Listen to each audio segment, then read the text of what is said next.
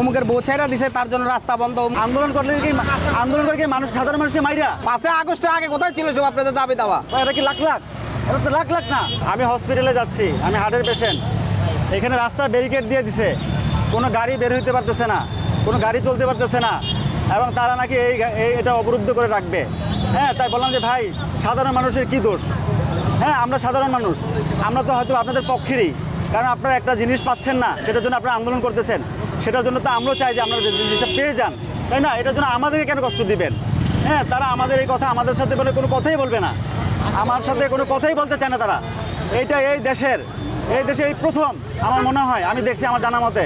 আমি একসময় স্টুডেন্ট ছিলাম, হ্যাঁ, কিন্তু এই প্রথম দেখলাম যে রাস্তা বন্ধ করে, রাস্তা ব্লক করে, এই যে অ্যাম্বুলেন্স যাইতে পারতেছে না, রুগীরা যাইতে পারতেছে না, সাধারণ মানুষ অফিস আদালতে যাইতে পারতেছে না।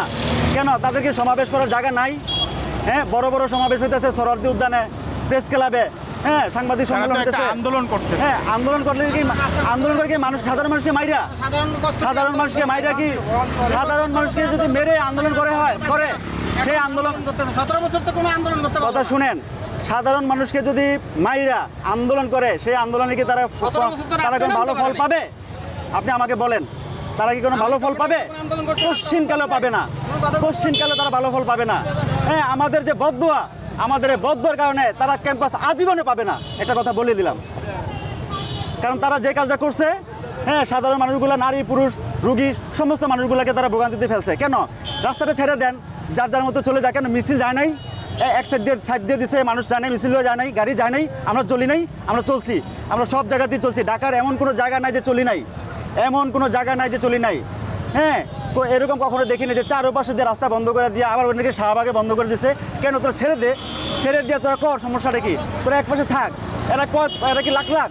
এরা তো লাখ লাখ না, মুসলিমও কয়েকজন মানুষ, সাধারণ কয়েকজন মানুষ, তারা এখানে রাস্তাটা ব্লক করে রাখছে। ওয়ালটন এখন দেশের সীমানা পেরিয়ে পৌঁছে গিয়েছে 50টিরও বেশি দেশে।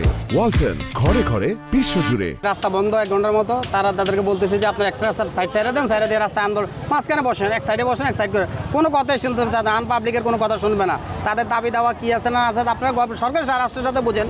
আপনার এভাবে সাধারণের কষ্ট দিয়ে ভোগান্তি আছে। কিছু আগে দেখলাম একটা মহিলার ধরে নিয়ে 4-5 জন ধরে নিয়ে যাচ্ছে। তাহলে মানুষ এই যে ভোগান্তি, মানুষকে লক্ষ লক্ষ মানুষকে কষ্ট করতেছে, তাদের দাবি দেওয়া আছে। আপনারা ক্যাম্পাসে যান, আপনারা ভার্সিটির মাঠ আছে, মাঠে লন, বিভিন্ন জায়গা আছে, বিভিন্ন জায়গায় করেন। ঢাকা ভার্সিটি আছে, এখানে বাংলা কলেজের আছে, মাঠ আছে, এগুলো না করে রাস্তাঘাট জনসাধারণ এগুলো ভোগান্তি করতেছেন। এখন এত দাবি দাওয়া কেন? 17 বছর আগে কোথায় ছিল? 5 আগস্টে আগে কোথায় ছিল সব আপনাদের দাবি দাওয়া? তখন দাবি দাওয়া করলেন না কেন? এখন হঠাৎ করে আপনাদের অমুকের বউ ছেড়ে দিছে তার জন্য রাস্তা বন্ধ, অমুকের ভার্সিটি হোস্টেলের সিট নেই, রাস্তা বন্ধ কেন? এগুলো জনসাধারণ কষ্ট না আমাদের? এটা জনসাধারণের জন্য, তাই এটা দেখার মতো লোক নাই, সাধারণ জনগণের ভোগান্তি।